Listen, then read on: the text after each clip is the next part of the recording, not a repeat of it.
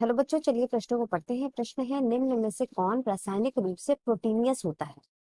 आप देख सकते हैं बच्चों, ये वैकल्पिक प्रश्न है जिसमें 4 विकल्प दिए गए हैं। विकल्प ए है थायरॉक्सिन, विकल्प बी है एफएसएच, विकल्प सी है प्रोजेस्टेरॉन और विकल्प डी है ऑक्सीटोसिन।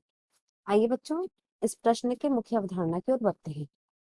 मुख्य अवधारणा बच्चों, इस प्रश्न का जो मुख्य अवधारणा है वह है आपका प्रोटीन नेशियस। बच्चों, विकल्प में भी देख सकते हैं कि विकल्प जितने भी हैं वह जैसे थायरॉक्सिन, एफएसएच, प्रोजेस्टेरॉन या ऑक्सीटोसिन, ये सभी के सभी हार्मोन्स हैं जो कि अंतःस्रावी ग्रंथियों के अंतर्गत आते। यह एक प्रोटीन युक्त संरचना है जिसमें अमीनो एसिड या हम कह सकते हैं अमीनो अम्ल और एक पेप्टाइड हार्मोन होता है और यह फ्यूज द्वारा अर्थात बच्चों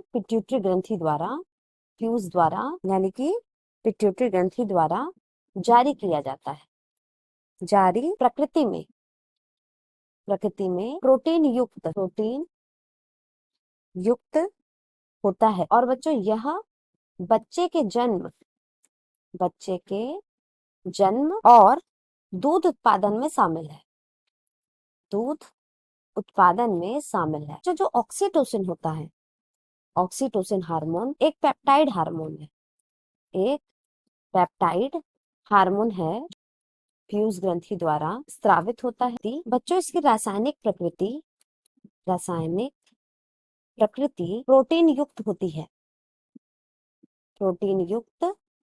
होती है। साथ ही साथ बच्चों, यह हार्मोन बच्चे के जन्म तथा दूध उत्पादन या हम कह सकते हैं दूध स्खलन उत्पादन में महत्वपूर्ण भूमिका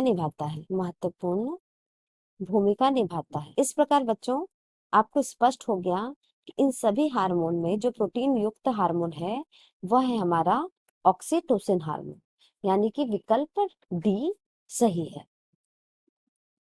विकल्प डी ऑक्सीटोसिन, क्योंकि बच्चों यह एक प्रोटीन युक्त हार्मोन है, क्योंकि इसकी प्रकृति प्रोटीन युक्त होती है और यह एक प्रकार का पेप्टाइड हार्मोन है। पेप्टाइड हार्मोन से तात्पर्य बच्चों, जिसमें अमीनो अम्ल और पेप्टाइड हार्मोन होता है उसी को प्रोटीनेशियस यानी कि प्रोटीन युक्त हार्मोन कहते हैं, जो कि हमारा ऑक्सीटोसिन है।